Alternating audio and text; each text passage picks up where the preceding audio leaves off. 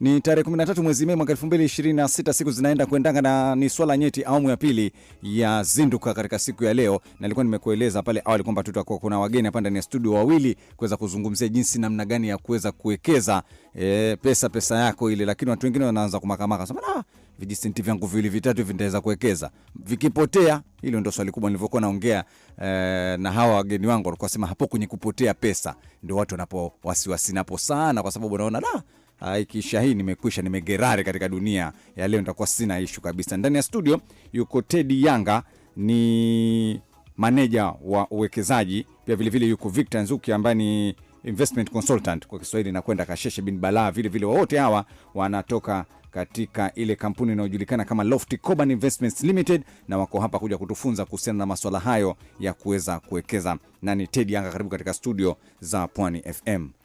Asante sana bwana fundi. Asante sana kwa kutualika kwa show hii ya Zinduka asubuhi ya leo. Karibu sana Victor. Asante sana fundi kwa hii fursa. Kwa majina naitwa Victor Nzuki, investment consultant ya Lofty Coban. Kwa Kiswahili ni mtaalamu wa mshauri. Unajua Kiswahili wakati mwingine kinakuwa kinaleta Kasheshe bin Bala, lakini katika yote tunaweza kufahamu kuhusiana na, hebu tuanze tu moja kwa moja. Nafikiri manager utakuwa katika wakati mzuri, na ni Teddy, utuweze kutueleza kuhusiana na Lofty Coban Investments Limited. Nini haswa inachofanya kampuni hii? Asante sana fundi. Kama vile ulivyosema, jina ni Teddy Yanga. Mimi ni mtaalamu wa uwekezaji katika kampuni ya Lofty Coban Investments Limited.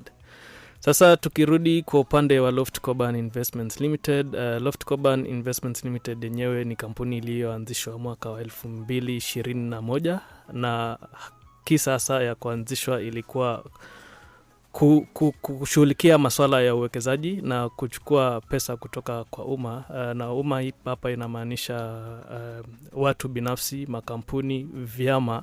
Sasa hii ni pesa ambayo Lofty Coban inapewa, alafu Lofty Coban ina invest on behalf ya hawa individual, institutional na group investors. Okay. Yeah. Kwa sababu unajua nini Teddy, unaona watu wengi ama Wakenya wengi unaona umetia bidii sana ya kufanya kazi, lakini kwa njia moja ama nyingine, wengine wanafanya biashara, wengine tu kama sisi tumeweza kuajiriwa hapa, lakini unaona kwamba hali ya kifedha yao haibadiliki. Shida inaweza kuwa nini hasa? Kwanza haswa tukiongea kuhusu masuala ya kifedha, ni masuala mengine ambayo wakati mwingi huwa yanakuwa nyeti sana. Wakati mwingi huwa hatutaki kueleza ama kuweka sikio chini kutaka kujua ni nini haswa tunafaa kufanya ili mambo yetu ya kifedha yazidi kwenda sawa. Sasa kwa mfano, kuna kitu inaitwa kipato ambacho watu hupata, or income ambao watu generate kutokana na kazi zao zile wanafanya. Sasa ile kitu iko, pesa unapoipata unafaa kuipatia mwelekeo. Usipopatia pesa mwelekeo, pesa itajipatia mwelekeo. Na hapo ndo shida ya kwanza inaanza. Kwa ufupi tunajaribu kusema kwamba ukipata pesa, hakikisha hiyo pesa umepata unaielekeza upande fulani. Na kuna kitu kinaitwa budget kwa Kiingereza, ambapo kila shilingi inapoingia kwa mfuko wako unafaa kujua pale ambapo hiyo shilingi itaenda kutumika. Ukiweza kufanya hivyo, basi utakuwa umepata control ya ile kipato chako, na utakuwa unaweza kuwekeza, kutumia pesa zako vilivyo. Na katika hiyo budget, wakati mwingi tunasema pesa ni kidogo, haitutoshi. Lakini wakati mwingi si mambo na pesa ni kidogo haitutoshi. Wakati mwingi huwa ni vile tunavyo tumia pesa. Manake sahihi kama mshahara wako ni wa 5,000, utaweza kujikimu kimaisha kulingana na mshahara wako. Mshahara wako ukiongezeka ukienda 10,000, bado utaweza kujikimu maisha kulingana na mshahara wako. Na ukipungua zaidi 12,300, bado utaweza kujikimu na maisha yako. So kitu kimoja hapo kinatokea ni kuhusu nidhamu na vile tunavyoweza kuelekeza matumizi yetu ya pesa. Yeah. Kwa hiyo bajeti ipo na umuhimu mkubwa katika kuweza kuchora ule mchoro mzima wa mapato ambao wewe unapokea. na uanguke nayo kulingana na vile huko. Ukiwa na 5,000 mambo yako yawe tofauti na ule mtu 10,000. kabisa. Na kitu ambacho wakati mwingi huwa tunakosa kukiweka kwenye budget, because wakati mwingi huwa tunasema lazima nipate niweze kutumia na ibaki ndo niweze kuweka akiba kando. Hiyo haifai kwa hivyo. Kitu unafaa kufanya ni actually hiyo akiba ambayo unafaa kuweka kando ndo inafaa kuja kama kitu ya kwanza. Ukipata kama mshahara wako wa 5,000, kile kitu cha kwanza ambacho unafaa kufanya ni kujilipa wewe mwenyewe kwanza. Na unajilipaje? Ziko njia nyingi ambazo unaweza tumia kujilipa wewe mwenyewe, lakini kwa upande wangu mimi huwa nasema hakuna njia moja ambayo itaweza kufaidi kila mtu. Sasa mtu binafsi unaweza sema kwa hichi kipato changu cha 5,000, wacha 20% of it ambayo ni kama 1,000 nijipatie mimi mwenyewe kwanza before nianze kutumia pesa yangu. So nikiweza kujipatia hii 1,000, that means nitakuwa nimejitengenezea uwezo wa kuweza kujiwekea akiba katika hii 1,000 ambayo nimejipatia wa kwanza. Ambacho hicho ni kitu kikubwa sana ambacho wengetu hatuwezi kukifanya. Manake tunaweka mbele matumizi zaidi ya kujijali sisi wenyewe. Yani wewe the moment ukishapokea kile kipato chako, wewe unaangalia tu kusema hapa kuna bill za nini, huko kuna bill za nini, moja kwa moja bila reward kiasi. Kabisa. Nani Victor? Asante sana fundi. Tukiongezea ambacho bwana Teddy amesema kwamba kuhusu wekezaji, mwanzo kila mtu ana hela ya uwekezaji na kila mtu ana uwezo wa kuwekeza. Jambo ambalo pia ni muhimu sana kando na bajeti ambayo ndo ya kwanza. Ya pili ni uwe na jisababu kwa nini unawekeza, ambayo inaitwa set a goal kwa kimombo. Unawekeza ili uweze kufanya nini mwishowe. Ama pale target yako pale mwisho una malengo gani? Kama ni biashara wataka kuweka, ni biashara hipi? Na hii biashara yataka capital ya ngapi? Capital ni ile hela ambayo unahitaji kuanzisha ile biashara. Kwa hivyo ni vizuri uko unajua ukianza hii safari nahitaji hiki na kwa nini nakihitaji na ni wapi ambapo nafaa niende. Sasa hapo sisi kama Lofty Coban Investment ndio maana tunakuja kusaidia ili kuweza kusaidia kukua kifedha pia. Ili kwa hii safari uwekezaji kuna mambo ambayo unafaa ujue. So pale tunaleta ushauri wote na pia usaidizi ili tukutoe mali ambapo uko kwa sasa tukuweke kiwango kingine. Ndio. Pale. Sasa unazungumza ulikuwa na nani Ted, umezungumza kuhusiana na akaunti ya akiba. Unasema hiyo haitoshi hiyo. Unasema kwamba tunaweza kuangalia njia nyingine za kuweza kukuza pesa. Kama gani vingine tunaweza kufanya? Sasa kwanza tukiangalia haya mambo ya akiba na uwekezaji si kitu inafuata njia moja. Kwanza ukiangalia akiba peke yake kama vile ulivyosema haitakusaidia. Kwa sababu kuna kitu inaitwa gharama ya maisha. Na nataka nilete hii kwa kiwango ambacho kinaweza kueleweka zaidi. Mfano ni tuseme bei ya mkate mwaka mmoja ama miaka miwili iliyopita imeongezeka kwa kiwango fulani. Sasa wacha tu nitumie mfano ambao ni rahisi. Tuseme sasa hivi leo tunavyoongea mkate ni shilingi 50. Na wewe uko na shilingi 50 leo. Kwa ufupi hiyo shilingi 50 leo inaweza kupatia mkate mmoja. Miezi 12 ijayo ile bei ya mkate itakuwa imeongezeka tu kama shilingi 55. Sasa inamaanisha miezi 12 ijayo kama ulikuwa na shilingi 50 na ile shilingi 50 ulienda ukaiweka chini ya kitanda ama kwa mkebe fulani ambao unasema ni umeweka akiba kibenki chako kile. Inamaanisha ikifika miezi 12 ile shilingi 50 yako haiwezi kupatia tena mkate. Manake mkate bei yake imesonga imefika 55. Shilingi 5 juu. Shilingi 5 juu. Kwa hivyo inamaanisha ile pesa uliweka kwa kile kibenki haijakusaidia na kwa kimombo tunasema it has lost value. Kile kitu kinatakikana ile shilingi 50 unafaa kuiweka mahali ambapo itapata mazao ili izidi kile kiwango cha ongezeko la gharama la mkate. Kwa hivyo mkate kama utaongezeka na shilingi 5, mahali utaweka ile shilingi 50 unafaa kupata mazao takriban ya shilingi 5 kwa kiwango cha chini kabisa, ndio ikifika miezi 12 ijayo uwe unaweza kununua bado ule mkate, ambapo ile shilingi 50 itakuwa imefika 55 na mkate nao umefika 55. Kwa hivyo kuna kitu inaitwa purchasing power, uwezo wa kununua the same quantity of good. Yani uwezo ule wa kununua bado ule mkate mwenye ulikuwa unanunua miezi 12 imepita, na ile shilingi 50 bado umebaki hata miezi 12 ijayo. Sasa tukizungumzia swala hilo, inamaanisha ukiwa na kiwango fulani cha pesa na ukiweke kwenye hicho kibenki umesema, wengi hatujui, lakini ile pesa ina lose value. Because inamaanisha kwa kile kibenki ile pesa umeweka imebaki kuwa ile uliweka. Lakini zile bidhaa ambazo ile pesa ingeweza kununua, bei zake zimeongezeka. Kwa hivyo inamaanisha umezidi kuwa maskini, bei ya vitu imeenda juu, na pesa yako imebaki pale.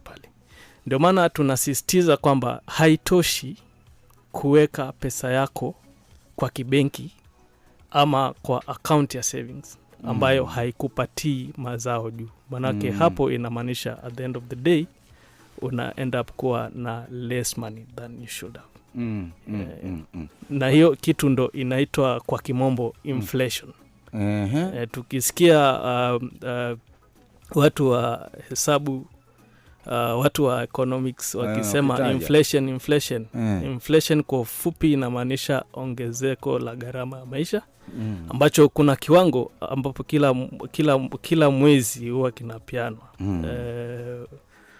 Tuseme wanasema imeongezeka 5%, imeongezeka 6%. So inamaanisha zile bidhaa ambazo zimeangaliwa, kila bidhaa kama ni 5%, bei yake imeongezeka. Kama ilikuwa ya 50 shillings imeongezeka by 5 shillings. So imetoka 50 imeenda 55. Yeah, sasa inamaanisha ile akiba zako nazo pia zinafaa kukua kwa kiwango hicho on the minimum. Ndio wewe uweze kumaintain status yako ya kununua bidhaa. Bas, bila shaka ni mambo mazuri sana haya. Tuko na Victor Nzuki, huyu ambaye ni mshauri wa uwekezaji kutoka Lofty Coban Investments Limited. Pia vile vile tuko na Ted Yanga ambaye ni manager wa uwekezaji pia kutoka Lofty Coban Investments Limited, kuzungumzia kuhusu jinsi na namna gani vipi unaweza kuwekeza. Na vile mazungumzo vile yanavyozidi kutokota ni kwamba hakuna senti ndogo ambayo unaweza kusema kwamba hii ni ya kuweza kuwekeza. Wewe ile yako ulionayo ile ambayo uko nayo unaweza kuwekeza kutumia hiyo. 0706591362 ama 0737699588. Ukiwa na maoni, ukiwa na maswali kuhusiana na masuala ya uwekezaji, ulikuwa na mpango wewe unataka kuwekeza lakini hujui ufuate mkondo upi, maana hapo ndo tunapochanganyikiwa zaidi, kwa sababu tunafikiria kuhusiana na pesa yangu itapotea. Wataalamu wako hapa ndani ya studio kukupanga kuhusiana na swala hilo. Tuangalie kuhusiana na money market funds. Ile gumzo limekuwa likizungumzwa sana, hata mimi pia ni mmoja putanito shamba leo. Kweli wanaona tu money market angalia. Sasa mara nyingi tunajiuliza tu kuhusiana na money market funds sasa ni nini na zinafanya kazi gani. Wacha leo na mimi Fundi Bengo nitulie nisikilize. Asante kwa hilo swali Fundi Bengo. Na sisi kama Lofty Coban Investments Limited tunajaribu kwa kiasi tuwezavyo kufahamisha jamii kuhusu hizi money market funds na other investments ambazo mtu anaweza tengeneza ili kujitengenezea kipato cha pili. Sasa kwanza kabla niingie kwa money market funds, labda nifafanue zaidi pale money market fund inatokea. Tuanzie hapo maana mimi ndio niko makini sasa pia. Kwanza kuna kampuni ambazo zimeidhinishwa ama zimepewa vibali na shirika la serikali linaloitwa Capital Markets Authority. Kazi ya Capital Markets Authority ni kuhakikisha wameweka sheria na kuhakikisha sheria zimefuatwa kulingana na mambo ya uwekezaji. Hili lote ni kumake sure kwamba pesa ya mwekezaji haipotei wakati wowote ule. Sasa kwa mfano Lofty Coban Investments Limited imepewa kibali na hilo shirika la serikali linaloitwa Capital Markets Authority kuna license ambayo umetupatia inaitwa fund management license ya kumanage pesa za watu. Pili, tumepewa kibali na shirika serikali linaloitwa Retirement Benefits Authority, ambayo kazi yake ni kuangalia pesa za uzeeni. So wana make sure ile pesa ya uzeeni ambayo watu wametukabidhi tuwasimamie, tunaisimamia kulingana na sheria zinazostahili. Sasa tukirudi upande wa Capital Markets Authority, kuna kibali kingine wanakipeana before tuanze operations, ambao kinaitwa Collective Investment Schemes Management. Now, Collective Investment Schemes, kama vile lile jina linavyosema, ni pesa iliyokusanywa pamoja na inawekezwa pamoja na lengo moja. Sasa tuseme wewe fundi Bengo uko na 1,000 na mwingine Victor ako na 1,000. Ile 1,000 yenu mnipatie mimi kama Loft Coban Investments Limited na niwekeze kwa niaba yenu. Sasa kwa hiyo collective investment schemes ndo kuna several products ambazo zinakuja chini yake, money market fund ikiwa moja yao. Sasa huwa tunasisitiza money market fund, manake hiyo ndo mlango wa kuingia kwenye uwekezaji. Manake is the simplest product that you will ever see kwa market. Kile money market fund inafanya kuileta tu kwa ukaribu ni kama vile fundi Bengo uwe memba wa chama fulani, kile tu wewe na marafiki zako mmesema tumeanza chama hivi vya kuweka hela hivi vya kuweka hela hivi. Ni ya chama, mnasema tunataka tuchange tufike kama 1,200 tununue kiwanja kwa mfano. Ni hivyo money market fund inafanya kazi. So money market fund inachukua pesa kutoka kwa wawekezaji. Wawekezaji hapa, kama nilivyotangulia kusema, can be an individual, mtu binafsi, inaweza kuwa kampuni, kinaweza kuwa chama, yote yule ambaye ako na pesa inataka kuwekeza. So what the money market fund does, inachukua ile pesa alafu inaiwekeza kwa instruments ambazo ziko short term in nature. Kwa mfano, watu wengi washaisikia kuna kitu kinaitwa fixed deposit. Fixed deposit, ile unaingia kwa bank, unaambia niko na shilingi 1,100, nataka muniwekee, munipatie kiwango fulani cha riba kwa muda wa either miezi kadhaa ama mwaka mmoja ndio mwisho. The same thing money market fund itafanya. Ile advantage money market fund iko nao ni kwamba sababu imekusanya pesa nyingi kutoka kwa wawekezaji wengi, iko na ile power ya kunegotiate for good returns. Sasa kwa mfano, fundi wewe ukiingia bank na 100,000 ukitaka kuweka fixed deposit, utapata ile rate ambayo bank itakupatia ni kidogo. Lakini nikichukua ile pesa yako na mwingine niende kwa the same bank niwaambie nataka kuwapatia hii pesa kwa miezi 6, inamaanisha tunaweza kaa na tuseme instead of 4% mimi nataka 10%. Nataka riba ya 10%. So ile pesa yote tumekusanya kwa money market fund inawekwa kwa hizo fixed deposits, inawekwa kwa kitu ingine inaitwa treasury bill. Treasury bills ni kukopesha serikali in simple terms. Kuna instruments ambazo serikali inapeana kila wiki, ya kwamba kila mwekezaji anaweza nunua na atapata kiwango fulani cha riba for either miezi 3, 6 ama 12. So ile pesa inawekezwa pale, alafu mwekezaji, ile interest ambayo tunapata inakuja kwa mwekezaji directly.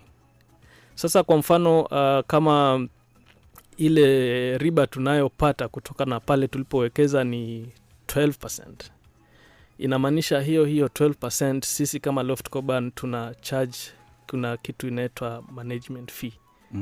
Manake lazima pia tulipe rent, tulipe rent, tulipe wafanyakazi. Sasa pale huwa management fee yetu huwa ni 2%. Sasa ukiangalia gazeti Nation or even the Business Daily on a daily basis, utapata kule nyuma ya page kuna page ya unit trust. Ile page inaonyesha ni kampuni gani inapatia riba kiwango gani. Sasa kwa mfano sasa hivi Loft Coban inapeana 10.17% kwa mwaka. Sasa inamaanisha ukitupatia pesa leo, hiyo pesa ikikaa miezi 12 itakuwa imepata takriban hiyo 10.17%. Lakini vile inafanya kazi ni kwamba ukitupatia pesa leo, hiyo 10.17% unaipata kila siku. The daily portion of that. Manake 10.17 is ni ya miezi 12. Lakini huwezi kuyafikia. Unaweza. Nakuja hapa bado. Sasa kwa siku, ile kiwango cha siku cha hiyo 10.17 unakipata kila siku. Ambacho pengine kinaweza wacha katika 100,000, wacha tucheze na hiyo. Itakuwa ni kama ngapi hivi kwa mfano? Sasa tuseme 100,000, tutumie hesabu rahisi. Tuseme hiyo kiwango cha riba ni 10%. Najua kwa mwaka hiyo ni 10,000. Hiyo 10,000 kwa mwezi ni kama inakuja kama 800 hivi. Sasa tuseme ukitupatia 1,100 leo, inamaanisha mwezi wa kwanza utapata hiyo 800. Hiyo 800 itawekwa kwa akaunti yako ya uwekezaji. Sasa mwezi wa pili ile riba utapata itakuwa calculated on ile 100 ulitupatia ya kwanza na ile 800 ambayo umepata kwa hiyo mwezi. Okay. Sasa mwezi wa pili ile riba utapata itakuwa based on 100,800 shillings. Okay. Great. Sasa inaendelea hivyo paka ile wakati utajisikia kutoa pesa. Sasa ukiangalia kwa makini ile kiwango cha riba ambacho unapata mwisho wa hiyo period iko juu zaidi kushinda ile 10% unaongea. That's one. Kitu cha pili, hizi funds zimeleta kitu inaitwa liquidity. Yani uwezo wa kufikia pesa ukitaka, ile wakati ule unataka. Manake ukieka pesa kwa bank account, ile pesa unaweza kuichukua wakati wote unapotaka. Lakini tofauti ya pale ni kwamba ile pesa haikupatii chochote. Ile same pesa ukichukua ukiiweka kwa money market fund inakupatia riba kila siku. Na ukiitaka unaweza kuitoa. Kwa hivyo kwa mfano umeweka leo 1,100 na mwezi mmoja umepata 800 na usema huu mwezi mimi nataka kutoa pesa, inamaanisha ikifika mwisho wa mwezi utaweza kutoa hiyo 1,800. Na si mwisho wa mwezi peke yake, huwa hakuna restriction ya kutoa pesa. Ukitaka kutoa pesa because kuna majukumu yametokea, unaweza itoa. So tofauti tu ni kwamba si ile inakuja kama vile kwa bank unaweza toa kwa simu. Hii utapeana instruction but utaipata within the same day. Ndio hapa nilikuwa nataka kuuliza. Kwa hiyo wakati mtu akiwa anaekeza na Loft Coban atakuwa ameweza kufungua kama account hapo, sio? Ndio. Na vitu gani vitakuwa vinahitajika mtu akiwa sasa kufungua hiyo account, kuna details utapeana ambazo ni kwa kimombo inaitwa biodata. Kuna form utajaza, either physical ama online. But kando na hiyo form kuna vile vibali vya serikali vya kawaida vinatakikana, kama kitambulisho, KRA pin, picha na details zako za bank. Manake wakati wote unapoenda ku-withdraw ile pesa itatumwa kwa bank account yako. Alright. Kwa hiyo mimi ile banki yangu ambayo mimi naeka hela yangu ndio pesa itakuwa kitoka hapo Loft Coban ikienda hapo. Inatumwa hapo. Okay. Nimeelewa. Na pia hapo kwa registration ni vizuri kwamba tujue wakati unaamua kuregister, sisi kwetu ni free Loft Coban. So the minimum ambayo unaweza kuwekeza kwetu ni ya chini kabisa ambayo ni 1,000. Na kwa hiyo 1,000 kuna kitu ambayo inaitwa top up ambayo minimum huwa ni 100 kwa siku. Na ile haina restriction kwamba hujazuiwa kuweka mara ngapi kwa siku. Waweza kuweka mara moja ama kwa kile kiwango ambacho unaweza. Nikisema hivi inamaanisha kuwekeza, kila mtu anaweza kuwekeza. Na usiwahi sema huna hela. Ile kidogo ambayo unayo, hiyo ndio kuwekeza. So tukikuja kwa money market, ndio maana inakuja kukusaidia wewe kwa ile hela ambayo unayo, ambayo tunaita sleeping money.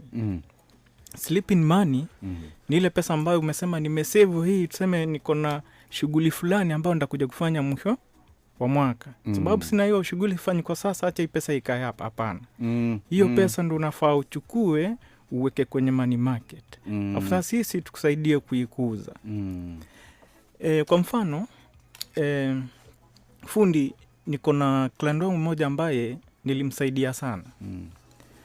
Alikuwa kwamba ananiambia, sasa Victor washinda kuniambia kuwekeza na hii pesa hakuna. Anafanya biashara ya kuuza maziwa lakini. So kila siku kuna maziwa ambayo anauza kwa maduka. So tukakaa chini nikamwambia, fanyaje? Kwa siku wauza maziwa ngapi? 100 packets, 300 packets. Na ya kupa hiki kiwango, sio? Nenda kwa kila paketi moja, chukua shilingi 1. Kwa siku umeuza maziwa 300. Kwa hivyo kwa siku umewekeza shilingi 300. That is 1 times 300 packets. Hiyo ni kwa siku, ambao ni pesa ambao ulikuwa unasema, mimi nitangoja mpaka nipate pesa ili niweze kuwekeza. Hapana. Unafaa kuanza sasa hivi. Piga hesabu yako fundi, kwa hii 300 kwa wiki moja, hiyo ni 2,100. Ukishaipiga tena kwa mwezi utapata umewekeza 8,400. Pesa ambayo wewe haukuwa unadhani, ulikuwa unadhani huna. Na hiyo 8,400, wajua hiyo ni shilingi moja. Kwa hivyo ile kidogo ambayo unayo, money market inakuja kusaidia wewe kuamini kwamba kweli una hela. Na kuifanya hiyo refu zaidi, ile 8,400 ukiifanya kwa mwaka, wajua utakuwa na 1,000 na kitu juu. Hiyo ni ile ambayo tunasema, if you cannot make money work for you, you will work until you die, right? Kama ile pesa already uko nayo, lakini kama uifanye ikufanyie kazi, basi utafanya kazi mpaka wewe ufe. So let us take advantage ya money market. Na pia si kama Loftikoba, ndo maana tumeingia kwa hili pengo ili kusaidia Wakenya kujua ni lipi ambalo unafaa kufanya ili kujikuza zaidi. Wajua sasa hivi majukumu yako, labda uko na mtoto ambaye unangoja anaendelea kusoma, na pia pale mbele the more anaendelea kupanda, majukumu yanazidi, school fees pale. Pengine nimemlenga nataka aende university sasa, na muone yuaja. Sasa ile anza sasa. Usingoje angie university ama malize form 4 ndio sasa ujiulize, sasa haya basi ndo huyu. Sasa tuingie university, naanzia wapi? La asha. Kuanza ni sasa hivi. Kuna swali moja, maana nilikuwa najaribu kuwafuatilia vizuri kuhusiana na jinsi ukiweka na zile interest ambazo zinakuja katika mwaka unapata vipi. Ina tofauti gani na zile SACCOs ambazo zinatoa dividends? Sasa tofauti iko. Kwa SACCO, faida kubwa ya SACCO ni kukuwezesha wewe kufikia loans za urahisi. Manake kile kiwango cha riba SACCO itakupatia kiko chini kushinda kile kiwango ambacho utapata kutoka kwa banka. Sasa SACCO ina serve that purpose. Na SACCO na money market funds ni vitu viwili tofauti. Pale umeweka pesa kwa SACCO sababu dividend si kitu cha kwanza unatafuta. Kitu cha kwanza sababu ya kuweka pesa kwa SACCO ni sababu uwe unaweza kuaccess cheap loans. Now ikikuja kwa money market fund, hii money market fund unajua unaweza kuwa na pesa kwa SACCO na bado uko na pesa zingine ndogo ndogo ziko mahali kwingine. Yeah. Kile kitu tunajaribu kusema ni hii pesa iko mahali kwingine, isikae bila kufanya kazi. Yeah. Isikae tu kwa kibenki ama isikae kwa bank account na haikupatii hata shilingi moja ya mbele. Chukua hiyo pesa uweka kwa money market fund, na hii ni pesa ambayo unaweza ichukua wakati unapotaka. Kumbuka ukiweka pesa kwa SACCO pia ile pesa huwezi chukua. Ile pesa iko pale paka maybe useme nataka kutoka kwa hiyo sako, ndio ufanywe mahesabu yako upatwe pesa yako. Na, kuna kitu pia nataka niweke hapo kwa haraka tu.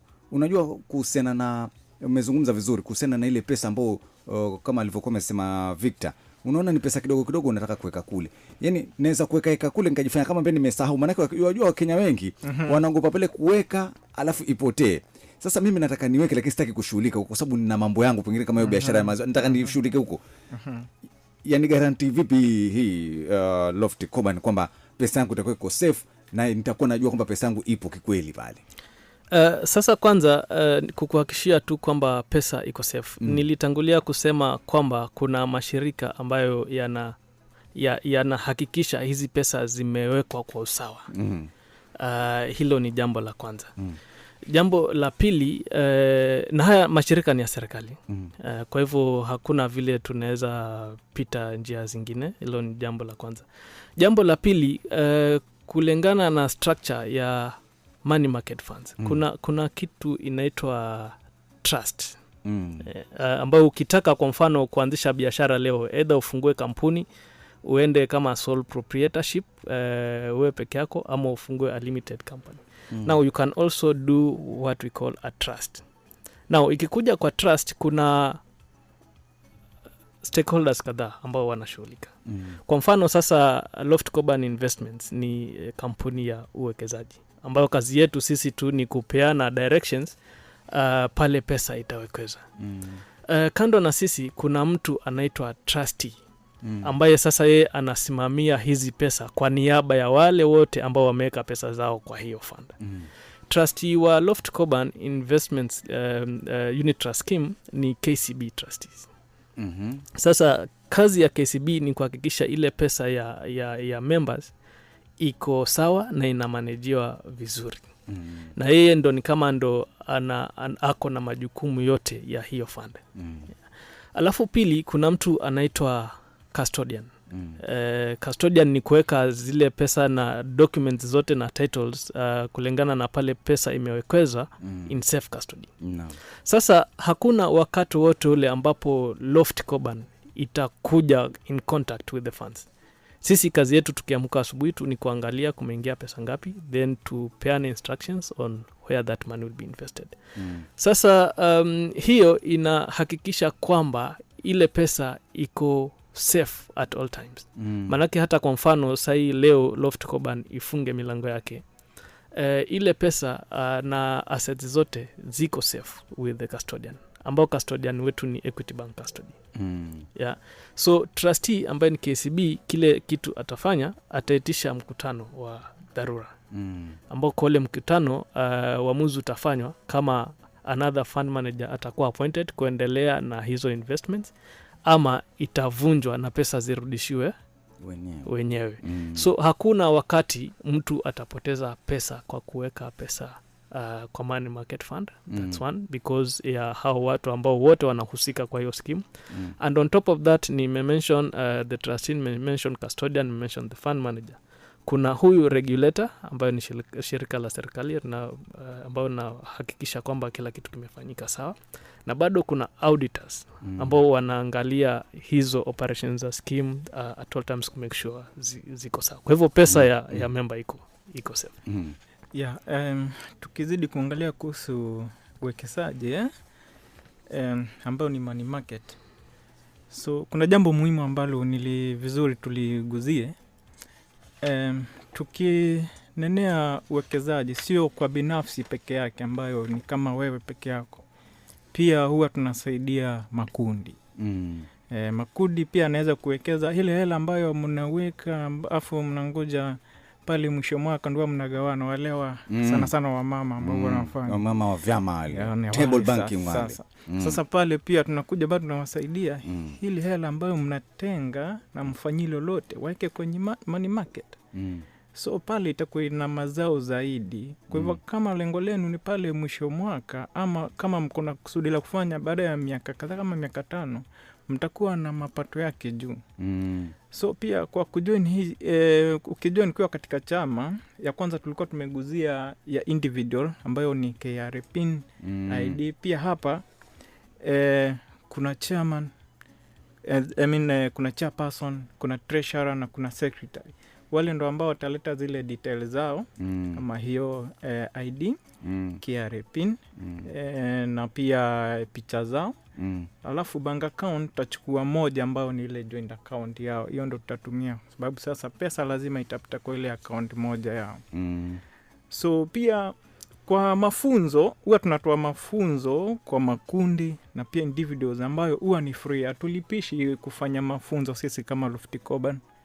Kama huwa mnakutana hii siku, ni vizuri unatuambia siku fulani tuna mkutano, basi ndio utuelimishe zaidi. Kama ukienda upande wa Kwale tuna makundi kule, tumeshughulikia makundi.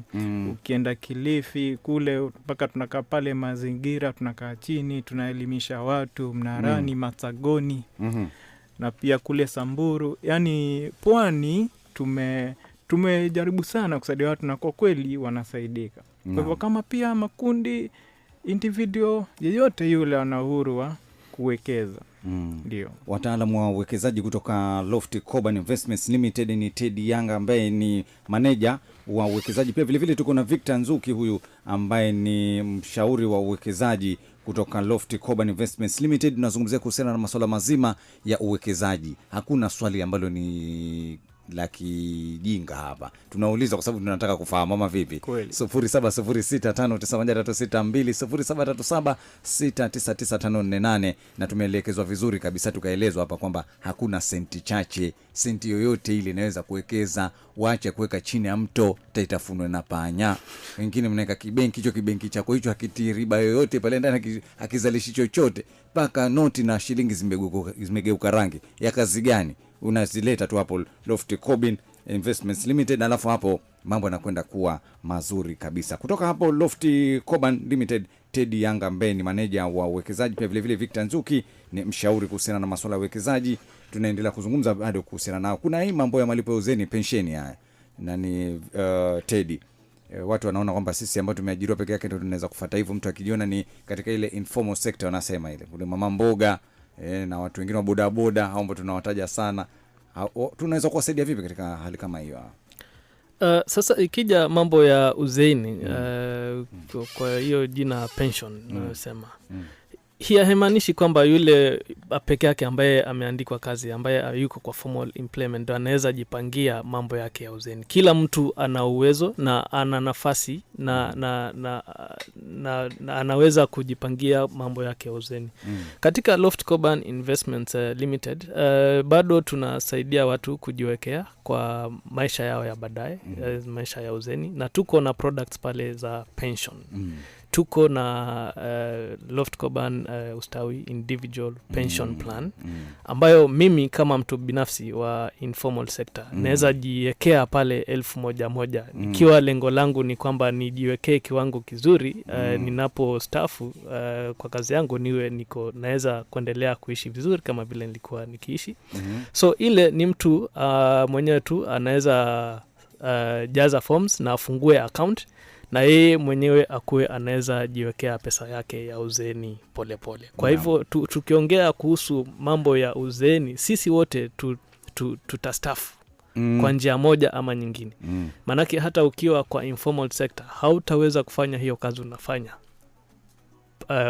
ukifika umri fulani. Kwa hivyo ni muhimu uanze pia kujiwekea through our Lofty Coban Ustawi Pension Plan, ambayo pia kufungua account yake tu ni form utajaza na utatupatia tu zile stakabadhi ambazo tumeziongea, ambayo ni ID, KRA pin, picha na your bank details. Then pole unajiwekea 500, 1,000, 500, 1,000. Hiyo pesa ndogo ndogo ndio kwa muda ina accumulate kuwa pesa nyingi ambayo hata mwenyewe anaweza kushangaza. Na hapa awali umekuwa umetueleza kuhusiana na zile returns ambazo zinakuja, mazao yale ambayo yanatoka, mafao yale ambayo yanatoka pale. Utaona watu wengine wamechachao sana kwenda kuyachukua. Iko hatari ya kuchukua ile mafao kwa haraka namna ile, na ipo faida pia ya kuacha ile mafao yakakaa kwa muda.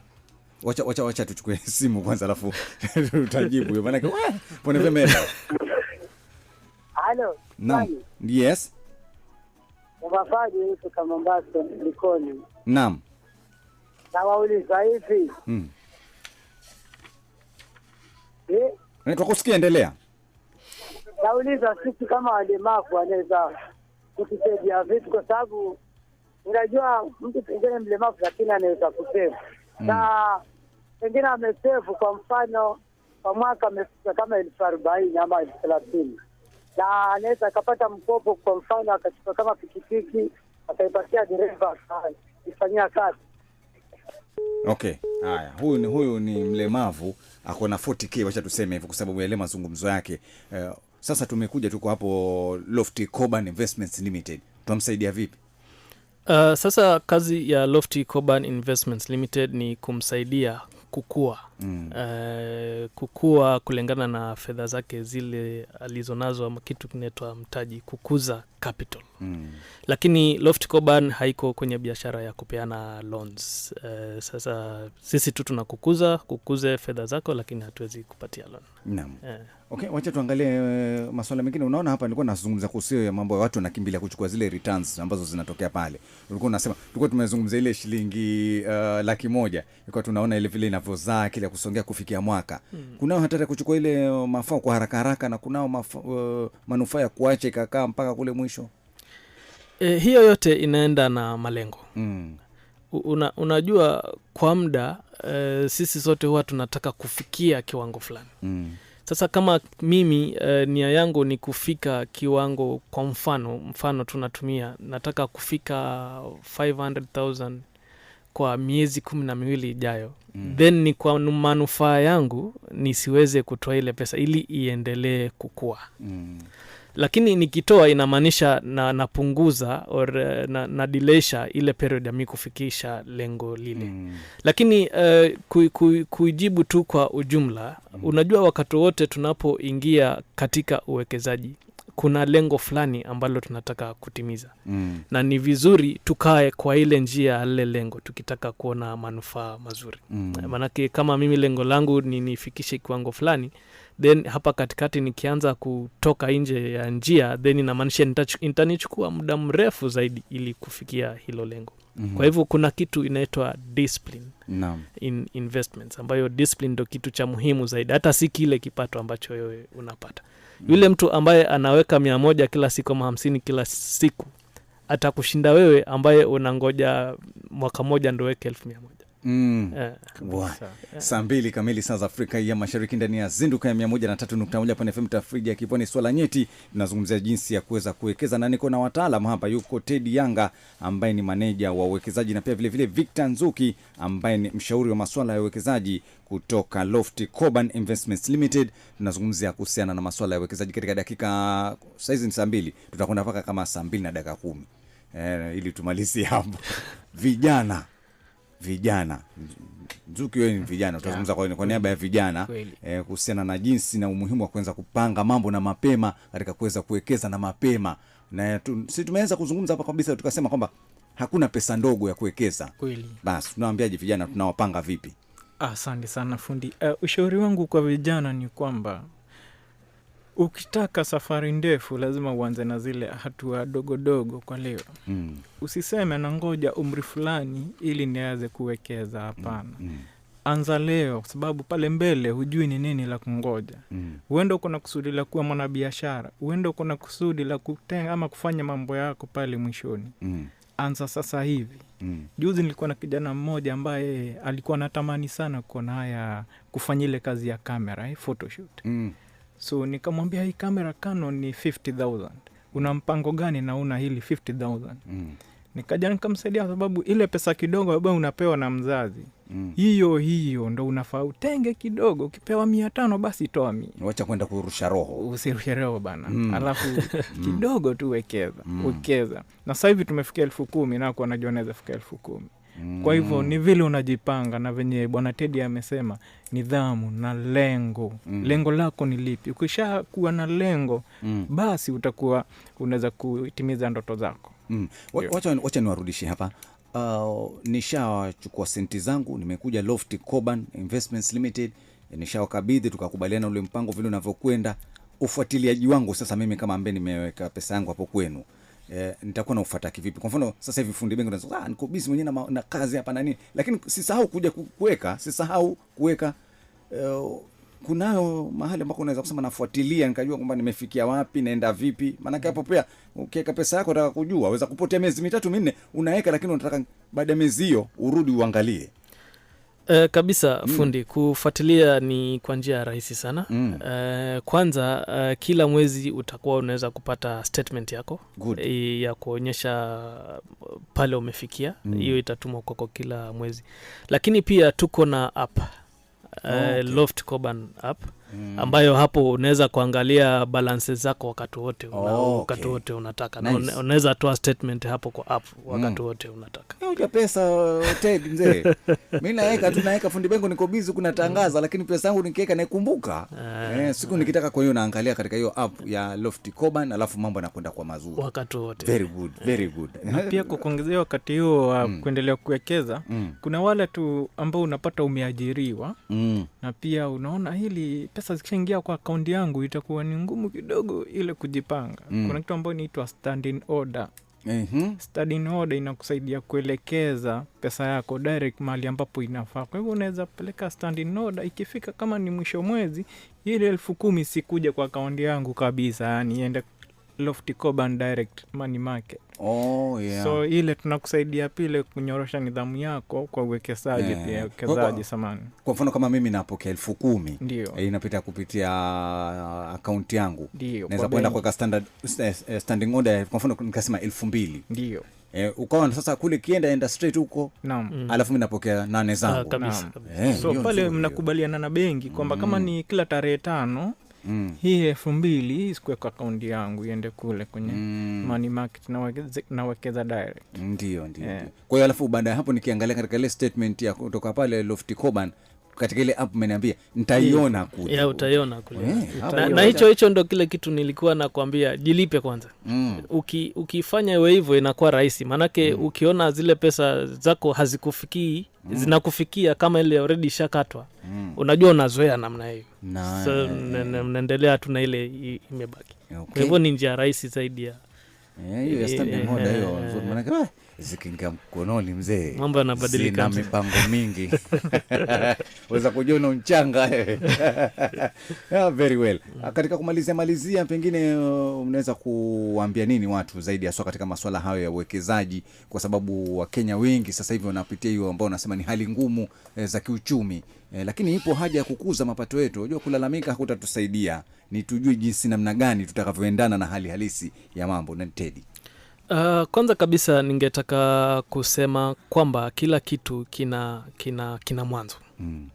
So kama unataka kubadilisha hali yako miaka ijayo, lazima ukanyage ile step ya kwanza. Na sisi husema hakuna wakati mwafaka wa kusema ati nitaanza mwaka ujao ama mwaka mwingine nikiona pesa zimeongezeka. Pesa hazitaongezeka.